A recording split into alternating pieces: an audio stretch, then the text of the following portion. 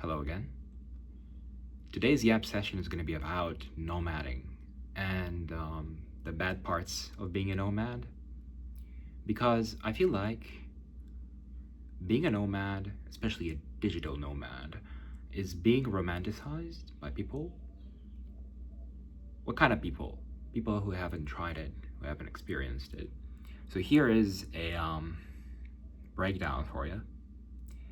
I have been nomading for the last almost 3 years, and it's not a pleasant experience. Disclaimer, it would be different if you have a place to come back to. If you are just moving around, well, that's called traveling.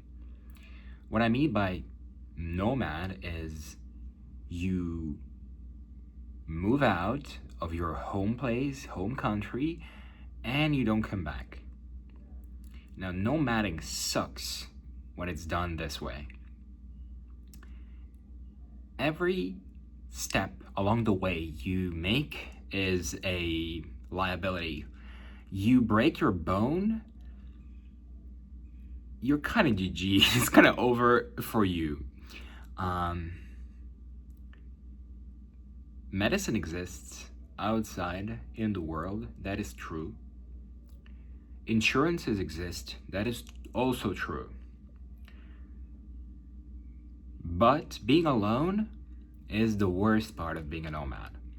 If you're nomading with someone else, I would imagine it's much easier. It's probably quite pleasant. Being able to rely on anyone, even the worst person you know, is probably going to be better than just being alone. Nomading alone is fucking terrible. Don't do it unless you want to. I really wanted to. Ever since I was 10, I had this dream of being a digital nomad. It wasn't a thing back then. It's kind of trendy now. But imagine a laptop, a backpack, and unlimited possibilities. I was so drawn to it. And now that I'm actually doing it, man, I wish I didn't have to. So, what is actually bad about it? Well, one, language barrier is a bitch. I love languages. I love learning languages.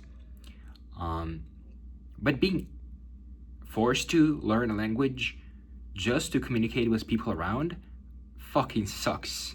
Not pleasant. It's not great. Also, I like learning languages that I'm interested in. I don't like learning languages that I need to survive. Well, ironically, you would think that I would be, but no. If I don't have interest in a language, being forced to learn it, it kind of feels like a chore. So that leads us to point number 2. Connecting with people. Connecting with people is possible. Keeping those connections, not so much. Well, you can make friends. You can be friendly with your neighbors. That's awesome. You should be. Now, depending on how often you move, those connections will be very short-lived. I move every 3 to 6 months, sometimes more often. And it's not great. It's not great. Most of my connections end up being online friendships. I don't mind it. I like it quite a lot. I've been doing it my whole life, so it's a normal thing for me. But there is definitely a certain value to having friends in real life and, having connections. Having people know you is incredibly important. And it's hard. You can keep in touch online, but I feel like it's different for people who have met online to stay online friends and for people who have met in real life to stay online friends.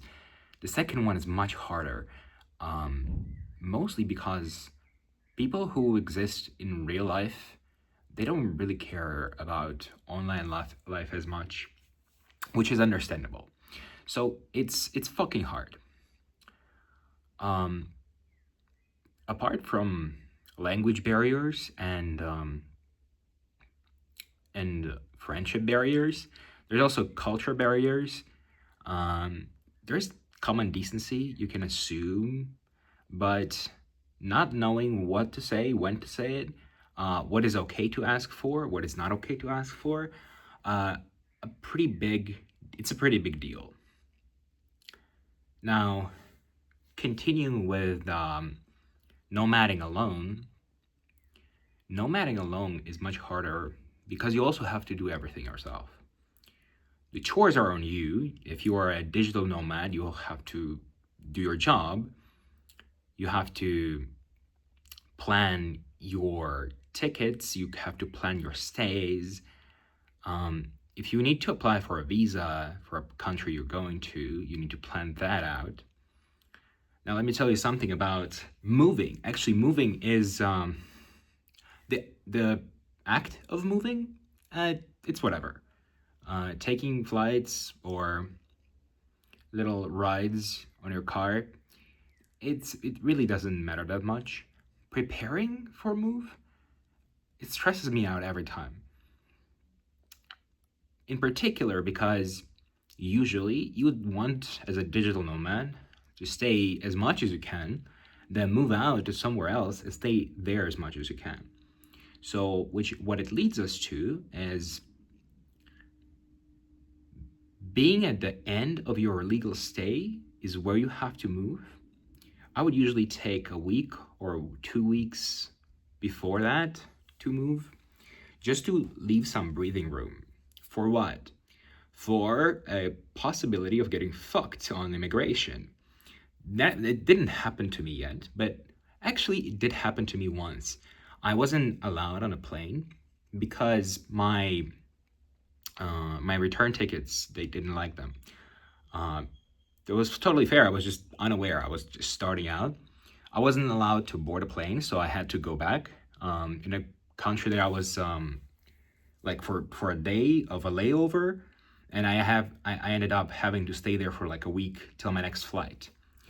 It sucks because if you are not allowed on a plane, and you can get fucked on immigration either in the country itself or on the at the airport by the flying company, because they check your documents just as like immigration does. Uh, in a case that you don't have everything you need, because if you get denied at immigration, they get fined. So it's basically the same thing, and the flying companies are usually, in my experience, uh, much more thorough than immigration itself. So if you get denied flight, um, you have to go back. Well, one, sometimes you would be in a layover country you don't need a visa for. It's not always the case, so you can get fucked there. But then if you have to move your ticket, then you have to pay quite a bit of price. If the ticket is like next day, a couple of days, the longer you wait, the cheaper it's going to be, and the longer your plans are going to change for. So if you had rent ready and an outbound ticket ready, and then you get stopped and you lose a week or two, well, you have to move everything basically. So immigration is always a